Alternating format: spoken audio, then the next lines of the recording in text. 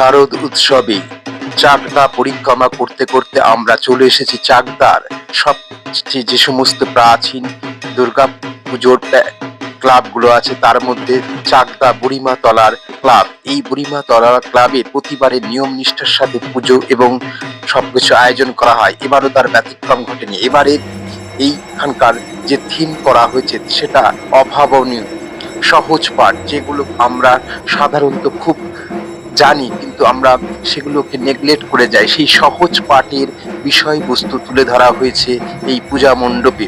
পুরো পূজা মণ্ডপটিকেই সাজানো হয়েছে সহজ পাঠ।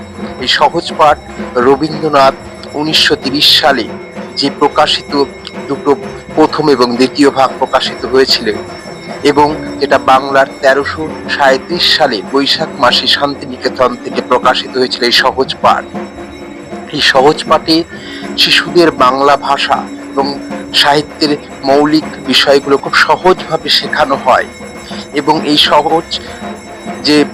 সহজ পাঠের মধ্যেই বর্ণমালা বর্ণকোষে যেগুলো ঈশ্বরচন্দ্র বিদ্যাসাগরের সব লেখা থেকে পাওয়া যায় সেই সব কিছু নিয়ে তৈরি হয়েছে এই সহজ পাঠ। সহজ পাঠের প্রথম খসড়া 1889 সালে the pocket book of the Rabindranath টেগোরের বাংলা পত্রিকার মাধ্যমে প্রকাশিত হয় এবং সহজ পাঠের যে সমস্ত ছবিগুলো রয়েছে সেগুলো ভারতীয় বিখ্যাত শিল্পী নন্দলাল বসু এই ছবিগুলো এঁকেছিলেন শিলাকোট শিল্পশৈলীর মাধ্যমে। সেই সমস্ত সহজ পাঠ নিয়েই শুরু হয়েছে চাকদা বুড়িমাতলার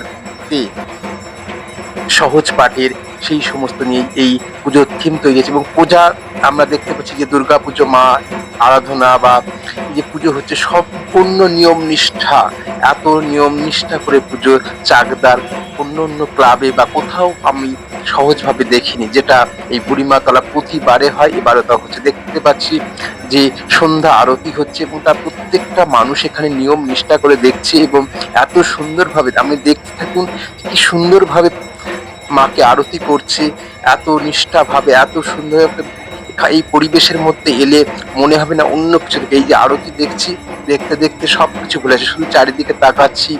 অ আ ক খ এই যে সহজ পাঠে যে সমস্ত বিষয়গুলো সেগুলোকে সারা প্যান্ডেল জুড়ে ছড়িয়ে দেওয়া হয়েছে এবং আমরা পরিবেশটাও সেই রকম দিয়ে নিয়ম নিষ্ঠা সহকারে সব কিছু আমরা দেখছি। কি সুন্দর আরতি হচ্ছে, মন ভরে যাচ্ছে।